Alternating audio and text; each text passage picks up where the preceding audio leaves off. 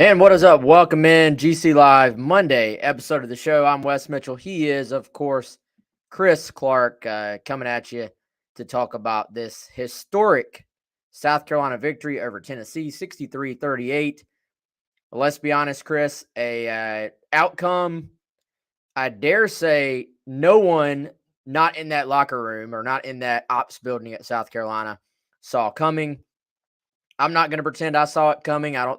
I really don't know if I saw a single person, media wise, predict a South Carolina victory, as Shane Beamer made sure to let everyone know about in the post game presser. But, man, Chris, we got a lot of ground to cover because I look at this game.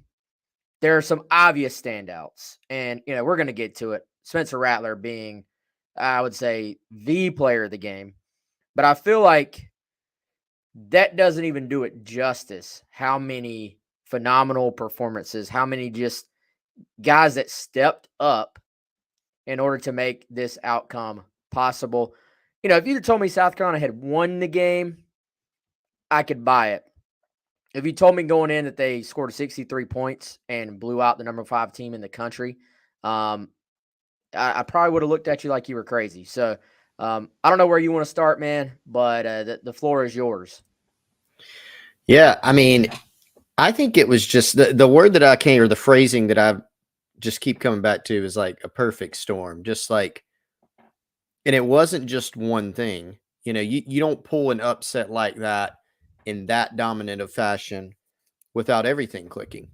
You know, the fact that South Carolina was able to pull this upset, it was able to do it in that fashion, right? Like, normally if you said, if we could have fast forwarded to today and both of us were just, completely living under a rock or something and came back and say, hey, what happened? And somebody said South Carolina won, we'd gone, oh man, Tennessee must have turned the football over 5 times, a bunch of them in South Carolina territory. South Carolina cashes in. They just kind of hold on and play better than usual. But no, there was none of that.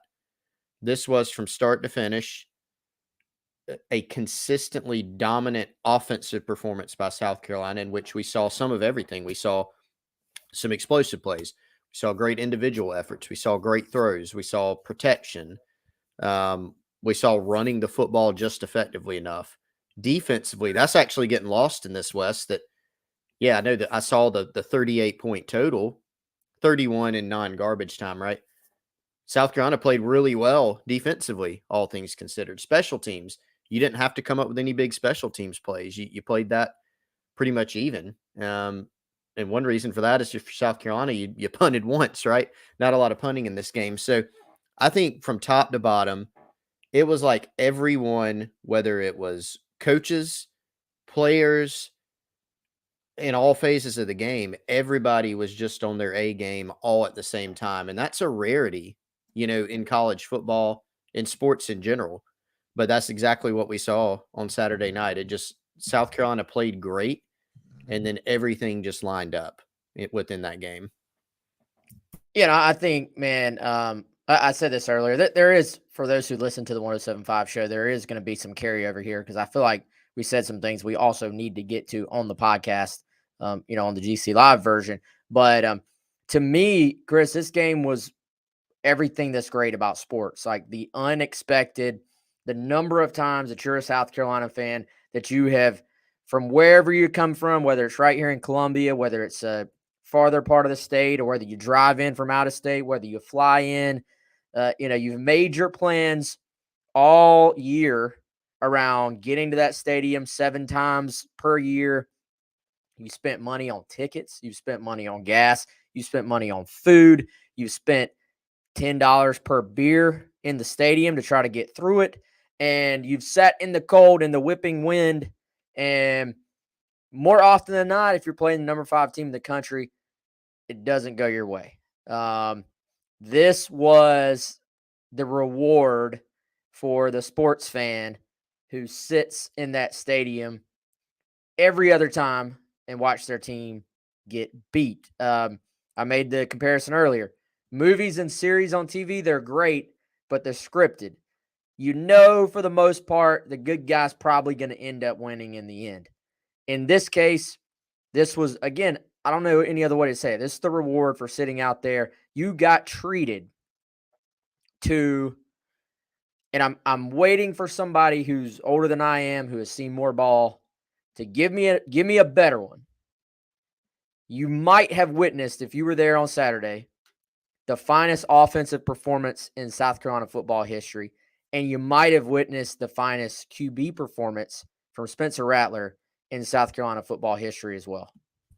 Yeah, that was fun. Daniel W. weighing in, Wes, on the chat line there. Tommy Suggs had a blast. Absolutely. I don't know if you another person, Wes, that must be protected at all costs, aside from Pete Limbo. By the end of the year, we'll have our list of like 5 people, right? Pete Limbo is one. Number 2, SF Cocking on YouTube. Full game upload. Hopefully I'm not getting them in trouble, but it is out there. So if YouTube wanted to find out, they could easily find out. Full game with Todd and Tommy commentary. And if you have heard, Tommy Suggs confirmed having an outstanding time. Tommy Suggs had he had the 5 touchdown performance against Clemson back in the day. Some older timers were pointing out to us. Wes, we obviously were not there for that. But Spencer Rattler's performance on Saturday, man, I think I was trying to think back just from the time that, you know, we both, you and I, have been covering the program roughly the same amount of time. I mean, I saw a 69-point game against Troy. I saw 70 against Coastal Carolina, Steve Spurrier teams. But just given the circumstances, the shock value, all that stuff, and the opponent, really. I mean, I can't think of a better quarterback performance or offensive explosion. It was a masterpiece in more ways than one. Yeah, and Chris, back me up or correct me on this one. Because I may have steered you wrong earlier. I said Tommy Suggs. Okay. It may have been Jeff Grant's. It may have been Grant's. Hold on. Somebody posted it on the Insiders Forum, which is, of course, where everybody should go. I'm looking at the for their record game books right guidelines. now because I meant to do this earlier. Okay, I got it. Tommy Suggs did have a 5 touchdown performance. That was against Virginia, There you go. November 2nd, 1968. Jeff Grant's had 5 touchdowns against Clemson. That was November 22nd, 75. The most recent, let's see, Jake Bentley at Clemson. Before that, Dylan Thompson at Auburn. Before that, Savell Newton, Florida Atlantic. And Steve Tannehill had 2 5-touchdown performances. Wow. Didn't all of the Savell Newton in that FAU game, all of those were to Sidney Rice? Is that right? Didn't Sidney have 5 receiving touchdowns in that game? Am I thinking of the right one? That sounds right. Okay. That sounds right.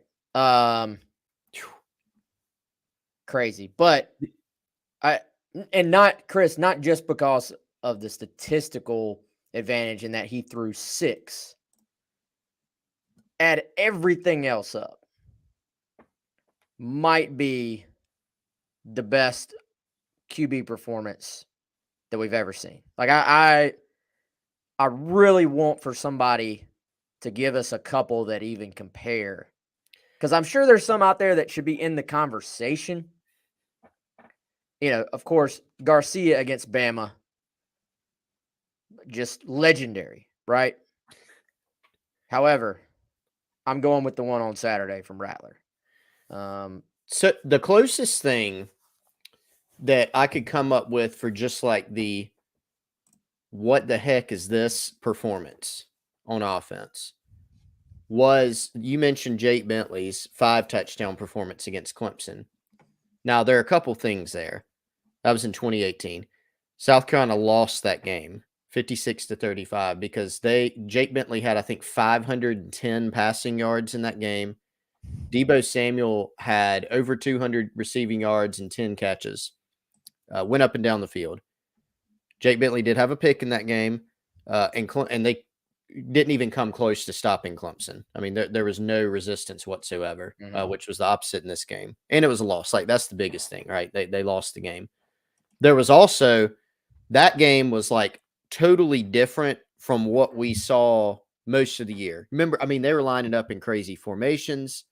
They were doing like the fake snap. Like, they put in a bunch of new stuff basically for that game.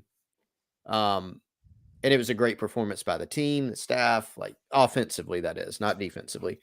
This game, man, despite what people are saying, I guess we're going to get in the realm of controversy here. That was not that materially different in terms of formations, calls, than what they've been doing this year. There were some differences. There were definitely differences in what they did. But materially, not a ton. So that's what makes it. And then, of course, the shock value, so that kind of adds another layer to it. But number one, I mean, Spencer put up huge numbers, super efficient. We counted through it earlier, Wes. I mean, he had a couple balls that could have been caught there, could have been an even higher completion percentage. He made all varieties of throws and plays, and South Carolina was able to win the football game. So we've seen some really good ones, some really efficient ones, some gutsy performances at quarterback, but I think that has to be the best in my book. Yeah, well, I think just like you said, the fact that he made all the throws, he did every single box that you want your QB to check, he did. And I think that involved stepping up in the pocket, knowing there are a couple of times he threw the ball away, Chris, but for the most part, he kept plays alive. I mean, there were at least 2 throws. No, there were 3 throws where I was going in my head, throw the ball away. And he ended up making something happen. A couple of throws against his body that he fit into windows that most quarterbacks probably shouldn't throw. But because he has the arm talent he does, and he was in the zone that he was, he can do that. The run around and the Johnny Manziel looking reverse field. I was sitting there thinking, just get rid of the ball. Finds Jaheim Bell wide open. As you talked about on 107.5, the disrespect of Bell, hop into the end zone, pull the ball away from the defender who tries to, for some reason, smack it out of his hand despite getting smashed all game long.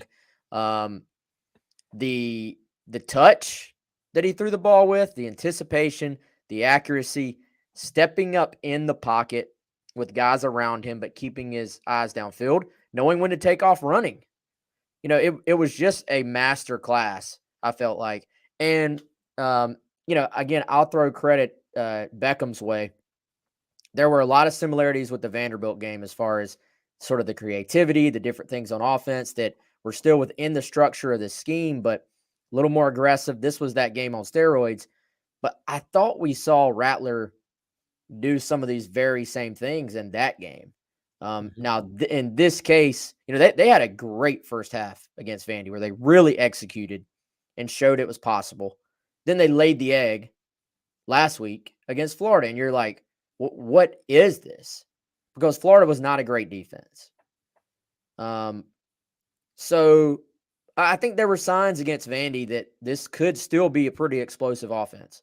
But then you look at, we all still had Florida in our mind, and for them to come out and have 9 touchdowns on 10 real-time drives. Mm-hmm.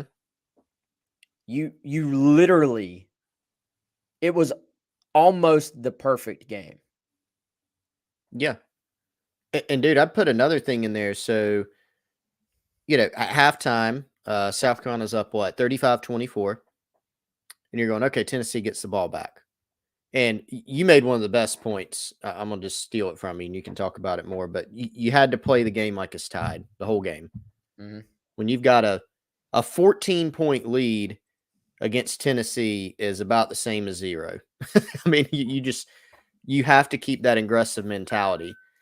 And I think the fact that South Carolina played that way did end up helping them in this game, both, from just how Shane Beamer, hey, I'm going for it on fourth down, our play calls, we want to take shots, all those different things. But man, it I'm almost at a loss. I mean, they're up 35-24.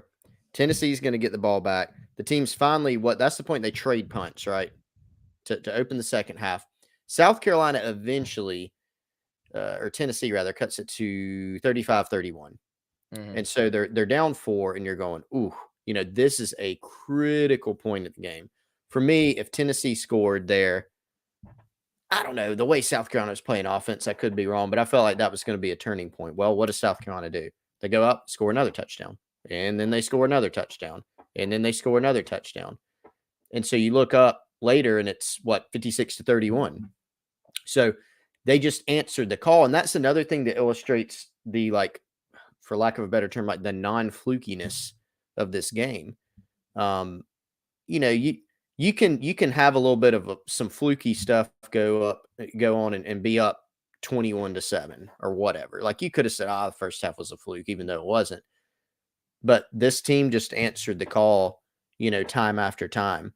Had a couple calls even that were key that went their way. I mean, they were legitimate calls, but sometimes you don't get those. They had a Spencer Rattler sack wiped out by a penalty. Jaheim Bell had a ball that went through his hands down the sideline on a great Rattler throw that, instead of it being second down, I think it would have been on that play, 2nd and 10 or whatever. There's a penalty. They call them for defensive holding. So just, again, so many different things. Like earlier, I went down and wrote down a list of 10 things, and that probably still didn't even cover it, of things that just went offensively, even just on offense, not even touching the defense. Offensively, all these different things that went South Carolina's way, to make this happen. Yeah, and I think, man, just a complete team effort. It was led by Spencer Rattler going off, but a team effort all the way. Like all 11 guys on both sides play well, and then obviously past that, some depth, some guys that are rotating in played very, very well too. I mean, you look, I think, you look at the players of the game that South Carolina gave out offensively, pretty obvious. Rattler, Juice Wells, Jaheim Bell. For those who have sort of been on the wall, it seems like it's been such a weird season for the fans' take on Jaheim Bell. It's been, well, why can't you get this guy the ball more? Why can't you get this guy the ball more? Then it goes right into, well, why are you handing the ball to this guy? He's not a running back. And look no further than Kirk Herbstreit, who sees as much football as anybody out there. And if you go to about 13 minutes left in the game, 13:30, 13:40, something like that, Herbstreit was just like, wow, about this guy. Just the different things he brings to the table. We got to remember, Jaheim played a bunch of positions in high school. Running back really wasn't one of those spots. So, yes, there's been an adjustment for him, but I don't think they win that game without having Jaheim Bell to slot in there at running back and at tight end, and just to do the different things he did in the running game, in the passing game. It was it wasn't quite as flashy as maybe what Juice and Spencer did, but very much still important. But man, even go past those guys. Offensive line played their best game of the year in pass protection. Jalen Nichols, a SEC Offensive Lineman of the Week award, graded out at 90 this week. No pressures. They have struggled on the left side of the line. We talked about that. They played great. Tight ends played great. Defense did enough against a fantastic offense. Didn't get consistent pressure on Hooker. Some of that is just because of what Tennessee does, but they got pressure at opportune times. And the DBs, I mean, I think Herbstreit and those guys talked about this too. I don't know if many teams had the DBs to just go match up with with Tennessee's wide receivers. And we knew what Darius Rush can do. We knew what Cam Smith can do. give a shout out to Marcellus Dial. He's had a bit of an up and down season. He went out there, went toe to toe, and those guys had very short memories, Chris. Like, you got to know if you're playing this offense, you're playing Tennessee's offense, you're going to give up some yardage. Like, you're going to give up some catches, but you have to get them on the ground. You have to tackle, and then you just have to forget about it. Yep. So want to go back to the offense real quick with some things you said, and Travis actually stole some thunder here. Ja'Kai Moore at left guard. All right, so he played some of that against Florida. I think 33 snaps or so. Yep, they made that move against Florida. That was his debut, but the entire game against Tennessee, no platooning. They just said, this is your game at left guard. So have they solidified that left side that struggled at times, like you said, Wes? Possibly so, with Nichols at left tackle. Obviously, he had I would say he had his best game of the season.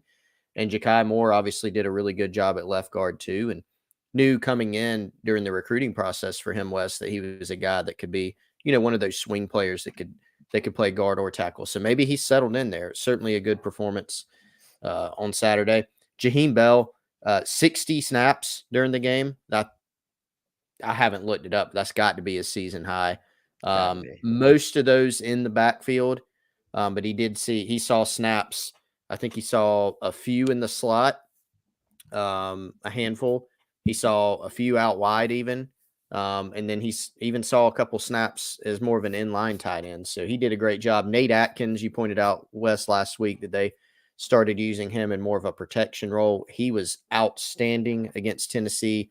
They did bring some pressures, some delayed blitzes at times. He did a phenomenal job of, being patient and waiting on those. And then once they did hit home, Nate Atkins, with his physicality and size, was able to, easily at times handle those guys. And then Spencer Rattler in the pocket. I mean, you touched on that earlier, but just to reiterate, the way that he navigated the pocket was as close to perfect as you could have done it, whether it was the right decision to stay in or the right decision to bail the pocket or step up into the pocket. He made that just about every time, if not every time. Defensively, it's one thing for South Carolina to say. I think they had the right mentality and game plan. Hey, we're going to have to tackle. We're going to have to make them beat us throwing the football deep, which sounds dangerous, but is actually, that is what you want to do. But to go out and execute it is another thing. And so they were able to do that. I mean, Wes, thinking back to the game last year, it was a different kind of Tennessee performance. I mean, we saw South Carolina really struggle with the wide splits. They just throw it out and here's 10 or 15 yards. And then they're running the football right up the middle. South Carolina was able to largely prevent that. Tennessee hit them with that slant type of route a bunch of times. But South Carolina pretty much immediately tackled the receiver just about every time that happened. So great job by Torian Gray of getting his guys ready. Obviously, Smith and Rush and Dial, great coverage one-on-one. Hey, if they hit a 50-yard bomb over your head, you can live with that. But they didn't do that. And then you lose Nicky Manwari. Peyton Williams comes in and plays 50-something snaps, and he hasn't played all year.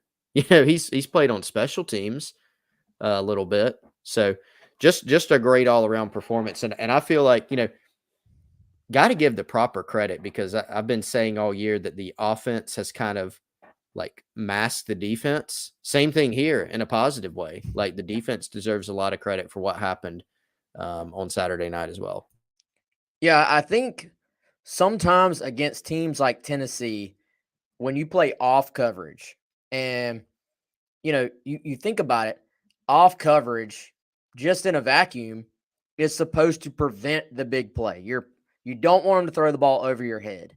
However, a team that's as quick and as good in the open field as Tennessee and as good at blocking on the perimeter as Tennessee, sometimes playing not to give up explosive plays actually creates explosive plays, because it opens up.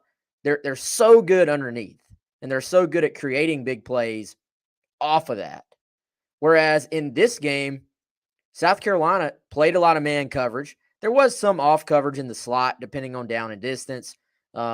But for the most part, even on some 3rd and longs, man, they're playing man covers. They're bringing 5 guys. They're trying to bring pressure.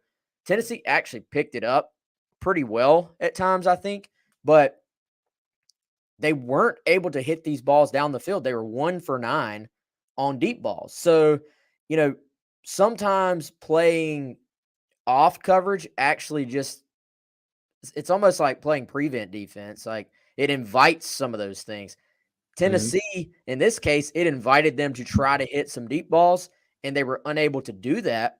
And then consequently, they hit some like slant routes because they're trying to separate away from that man coverage. But as you said, Carolina tackled, and it actually made Tennessee have some more methodical type drives. Like they're still getting to the line of scrimmage quickly, but I mean, they had, I think one of their touchdown drives was closing in on 13, 14 plays where they went for it on, and even then, the game almost got away from Tennessee. Like they were close to this game getting away from them much earlier than it even did. They'd go for it on when they were down 21-7. And I mean, they had that was perfect coverage by Cam Smith. It was just a perfect throw. So, you look at the end of the half, Chris, ball gets tipped, great play by Sherrod Green. It just luckily bounces into a Tennessee player's hands. I think that was Tillman that caught that one. Great concentration by him. Don't get me wrong. Give him credit where it's due. But there were some things early on where this thing maybe gets out of hand even earlier than it did. Yeah, and I think, look, both teams battled back, but South Carolina was the aggressor in the second half in terms of they were able to take it away. Again, talked about it earlier, 35-31, Tennessee cuts it. And I'm sitting there watching going, this is the critical moment in the game. South Carolina, can they answer here with another score? And they did. They answered with a score there and then more after that, and it really kind of slammed the door on Tennessee, which was, an incredible sight to see. They just kept scoring and scoring. Wes, I'm glad you mentioned Green defensively. He played a ton of snaps. He got banged up at the end of the game and was able to return, but I thought he had a really good game, which was critical for this team. I mean, there was a lot of worry about Tennessee's run game, with Jabari Small. Hendon Hooker had the explosive run early in the game. He could certainly run the football. So that was a big concern, the power run game coupled with Tennessee's explosive passing attack. And they gave up some yards, sure. Long run for Small early where they kind of busted a run. Hendon Hooker, that same drive early, he escapes the pocket and busts a run. But they cleaned some things up, and they were able to limit those plays. Jalen Hyatt, Wes, no touchdowns. Longest catch of the day, 16 yards. Cam Smith shattered him for most of the game. Did an incredible job. All 6 of Hyatt's catches in the first half, Wes. So second half, they were able to shut him out. That was another big, pivotal kind of statistic in the game. Another guy that I think deserves a big shout out on the defense, Tonka Hemingway, was outstanding. He really wreaked havoc. There were a lot of times that just with what Tennessee was doing schematically, it ended up to where Tonka Hemingway was getting doubled. And I mean, there was one play, he split a double team, beat 2 guys, and then drew a holding penalty. So he has really, really come on as of late. And at times he's looked like the best defensive lineman on the team. So a really good individual performance by him as well. Yeah, I feel like we got so much ground to cover, man. We're going to miss some guys that deserve mention, but I'll say this, for all the talk about South Carolina's running game struggles on defense this year, you have seen some individual improvement on that defensive front. Tonka probably being the guy who has made the biggest leap. Tonka or Gilbert Edmond, I mean, him having to step into a much bigger role than what he thought he was going to be asked to be in coming into the year has really stepped up as well. But I think, credit where it's due. A bunch of those guys have improved individually. You'd like to see it overall, season-wise, fit a little bit better together as far as stopping the run, and that'll be a huge key, obviously, going into this Clemson game, but we'll have all week to talk about that. But how about the decision? We haven't talked about this on either show. The decision to revert back to the setup earlier this season, Cam at nickel, Dial and Rush on the outside. Not only did that naturally put Cam against Jalen Hyatt. We talked about that on Friday going in. If you want Cam against Hyatt, you've got to move him back to nickel. But that also, in some ways, helps shore up the safety position where they've had some depth issues there. And then you lose Nick Emmanwori by having DQ at safety. That's a position, really, Chris, he hasn't played since, I want to say, week 2. Like they made the move of DQ to nickel going into the Georgia game when they had so many injuries sort of at cornerback. So he really had settled in at nickel. Slide him back to safety, say, oh, we're just going to match up on the outside. And that ended up being a very, very sharp move, I think, and probably the absolute right move. Yeah, it just does so much for you. And you understand why they made that move. I mean, think back to the Georgia game. You're trying to find a way to establish. I mean, they needed guys to play in that game, in some regards, Wes. And still thin at safety, right? BJ Gibson was still out in this game. Peyton Williams played obviously a bunch of snaps. Tyrese Ross did play a little in this game. He's played a little bit the past couple weeks.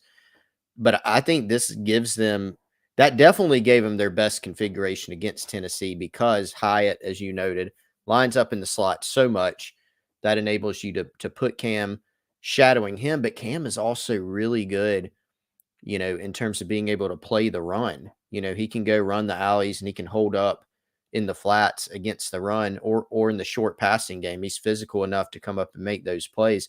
He made one on the little kind of like a pseudo screen that Tennessee ran with Jabari Small, came flying up off of his man and made that tackle. So that's the type of thing he can do.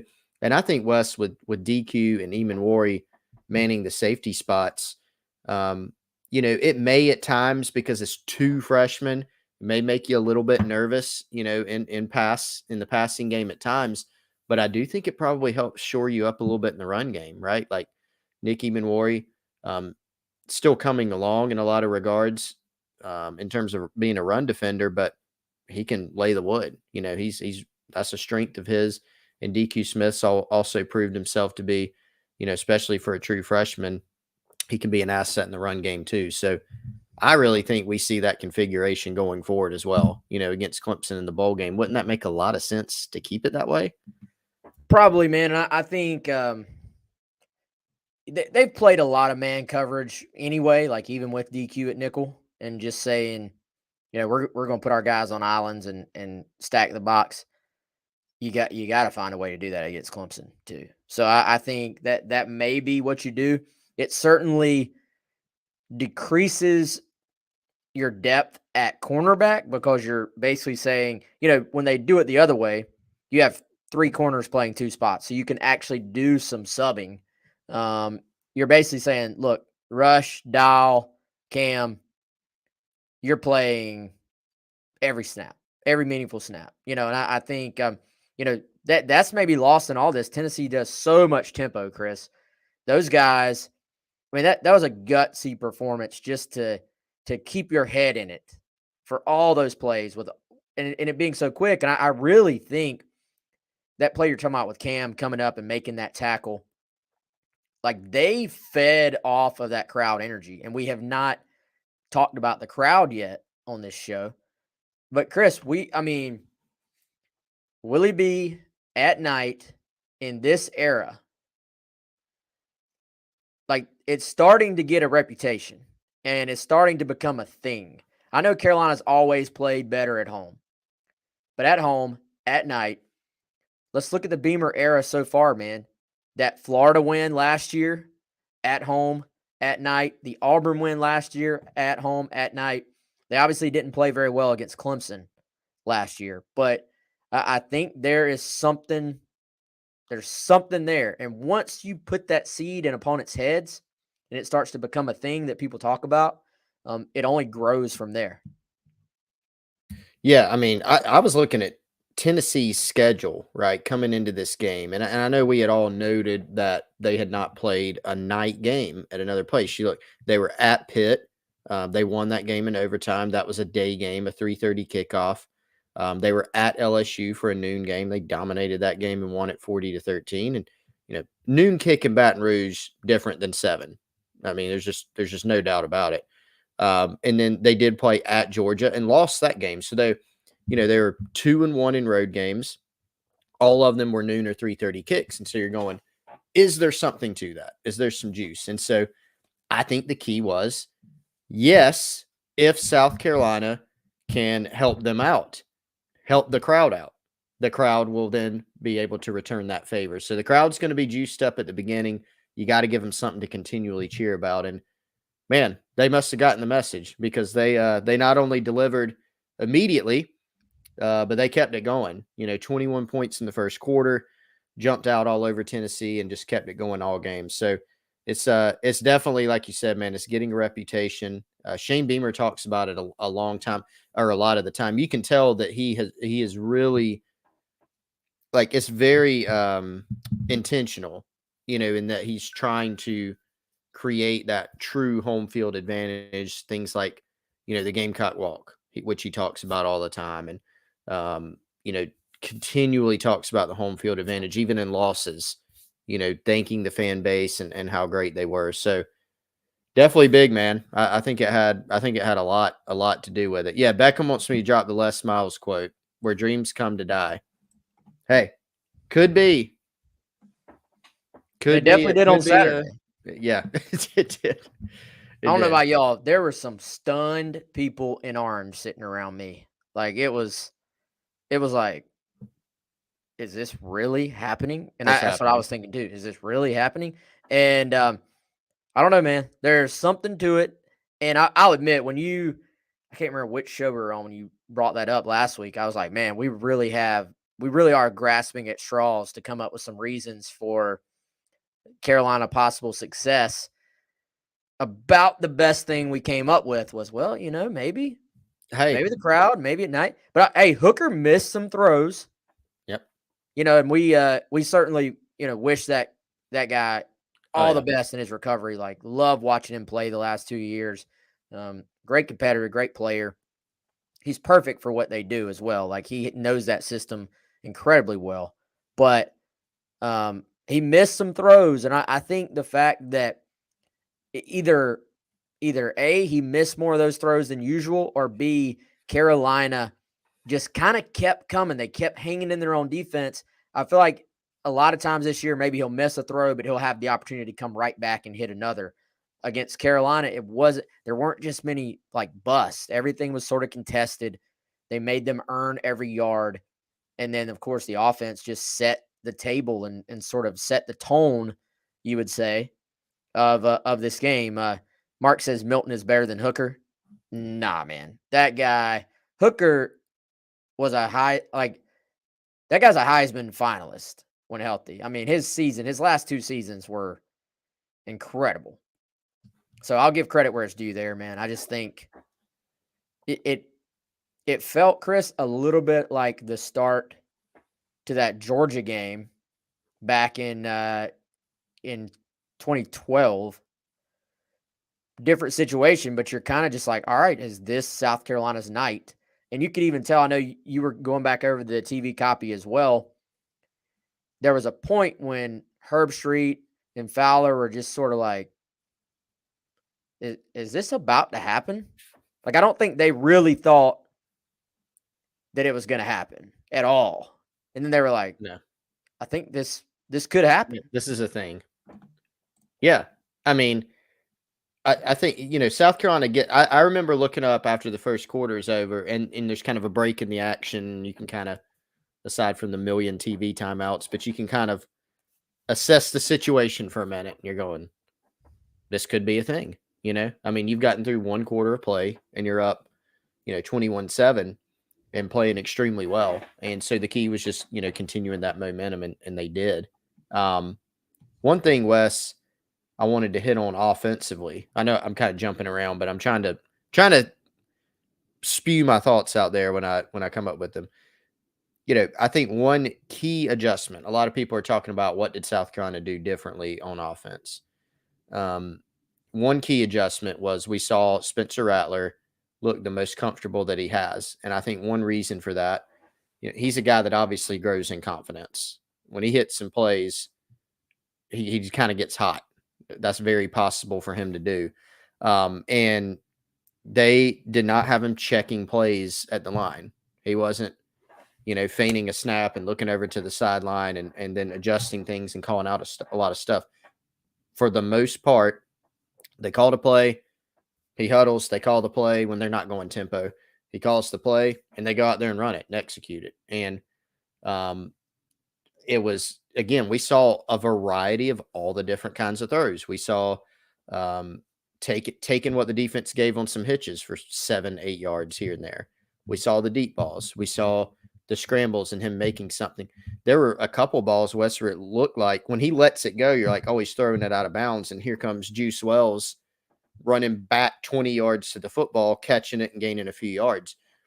All those types of plays and that yardage adds up. So I thought that was, a significant part of the game is that it looked like they kind of narrowed some things down even more and gave Spencer more freedom and then just kind of let him go play and go do his thing. Well, and I think we saw, Chris, kind of, and I get it, y'all. The people that are frustrated, like, where was this the 10 games before? I get it. And I agree. Like, I get it. I understand that thought process as far as the output from the offense. However, I think this was a look at what this offense could be and can be, what it wanted to be, once it can actually like get into its plays and stay on the field. I mean, we saw South Carolina take the bowl game, for example, when they were able to. It's a little bit different because they're running the football almost at will in that game. But remember how we sort of saw some of the complementary plays. We saw some of the more creative plays come out. We saw some of the trick plays come out because they're able to stay on the field, make some first downs with their more normal plays, and then you're able to spread the ball around. You're able to hit all the different areas of the field. We saw that on Saturday because they're making first downs. Spencer was extending drives. When he extends drives, they ran the ball just enough. They actually, the little under center sort of motion that they do, a lot of times, sometimes that's window dressing. In this game, they hand the ball to Juice Wells down near the goal line. They did that motion a little bit different on that play than what they usually do. They get him the ball. They were actually stressing the edges a little bit. Then they ran jet sweep action and a counter play back to the other side late in the game. The DK play where they let him throw the ball back to Spencer Rattler. Like, they were able to empty the playbook because you're staying on the field, making first downs, and executing your more simple stuff. It allows you to kind of open up all the other things that you want to do. And I thought, Chris, the other thing I saw from the offense that was a little bit different, other than just the game plan, overall approach was, hey, be aggressive. Throw the ball on first down. You're going to go for it on fourth downs. Keep the pedal down. I thought, especially in the second half, taking the easy access throws. You saw a quick out to right off the bat. You saw a quick out to Kenyon. I think second or third play of the game. Was that the first third down of the game, or was that second down? Quick out to Kenyon. I don't remember that. First play was a run by Juju. Anyway, doesn't matter. Quick out to Atkins. First down. A couple of little short hitches to Juice in the second half when Tennessee started playing more zone. And, so I think you add in those easy access throws that keep the chains moving on top of the behind the line stuff and the downfield passing game. It's just a different offense as far as what the opponents have to prepare for as far as all areas of the field. It's the same offense as far as the plays being called or the plays that are available, but there's just more middle intermediate type throws, I feel like. And I think that opens some things up for them. And again, we talked about it earlier, man, the aggressive mindset, not to get up by 3 scores and say, oh, time to take the throttle, time to run some clock. Right up to the 63rd point of this game, the exclamation point on this thing, it was, we're going to keep scoring. And I think you have to play Tennessee like that. You can't just get a lead, then hang on for dear life. How many teams do that in football? They get big leads against good offenses, and they stop doing what was working and try to just hang on. Yeah. No, your offense is playing great. Leave it on your offensive shoulders, and that's exactly what they did. Yeah, they didn't play not to lose. They played to win. They went out there and took it, and that it makes sense. Look, just baseline. If your offense is moving the ball like they are, keep doing it. But especially against Tennessee, it becomes even more critical at that point with a team that can, they can just score on you in a hurry, man. You got to go out there and continue to do what you're doing offensively, and I think that's what people, want to see next week as well. I mean, not to get too far ahead of ourselves, but that'll be a big challenge. It'll be a different kind of challenge. But it kind of makes you wonder what could lie ahead. Can they replicate this performance? It's been kind of weird, Wes, because we saw, South Carolina goes on the winning streak. Then they lay an egg, as Beamer said, against Missouri. They don't do much of anything offensively. Then they follow that, with the Vandy game, and they shot themselves in the foot some, but played pretty darn well. And that win actually looks a little bit better right now, right? They follow that up with a complete flop at Florida, where they can't do anything offensively. And now this, right? So, obviously one thing to make sure I shoehorn this in here is they took great care of the football. They were able to run it just enough. Jaheim Bell running the football up the middle and getting, 3 to 5 yards was so huge. They still had some negative plays in this game, Wes, but they were able to, hit something right after that and just kind of wipe it out. And they had some plays, like some of those low margin plays, they hit them. I mean, the Josh Van touchdown was a fingernail, away from getting knocked away, and then that's not a touchdown. It's incomplete. Jalen Brooks caught a ball, and I didn't realize it until the replay. He's coming down with it, and the guy knocks it, and it almost comes out, but he holds on the way down. So that's another explosive passing play instead of an incomplete. So, again, that just goes back to the perfect storm. Like, everything went their way, on the night. Yeah, and I think we saw this. We answered the question: what could this offense look like at its absolute peak? That was it. I mean, I got to think, man, coaches can go their entire career and never quite replicate what we saw on Saturday. I mean, one punt is it's crazy. It's ridiculous. So we'll see if they can just come anywhere close to executing against Clemson as well as they did. And I think it's have to be a little bit different game plan, but some of it is going to be stuff you're going to have to remain aggressive, I think. But I think just giving Rattler some of those easy throws kind of helped him to continue to gain momentum and confidence as this game went on. And I don't know, Chris, if our friends at Gamecock Plus have like everything mic'd up these days, but I would love to know some of what was said between South Carolina players and the Tennessee sideline or Tennessee defenders. This, for as much of an offensive game as this was, it was a very physical game. You had guys coming off. You had a bunch of talk. Lots of looking to each sideline from both teams after big plays. So I don't know. Like, I wonder if there's some footage out there that answers some of that. Because, man, it got chippy. Like, you could tell these teams did not enjoy each other's company very much. Yeah, no Christmas cards, no Thanksgiving meals that'll be shared. I mean, Shane Beamer even got in on it a little bit. Kamal Hayden, number 5. A little bit of a bizarre performance by him in terms of, when and to whom he chose to direct his trash talk. It was Jaheim Bell and Spencer Rattler and Juice Wells and a bunch of guys. And I mean, Juice Wells tuned up the Tennessee secondary. Didn't have a touchdown, but he tuned them up pretty well during the game.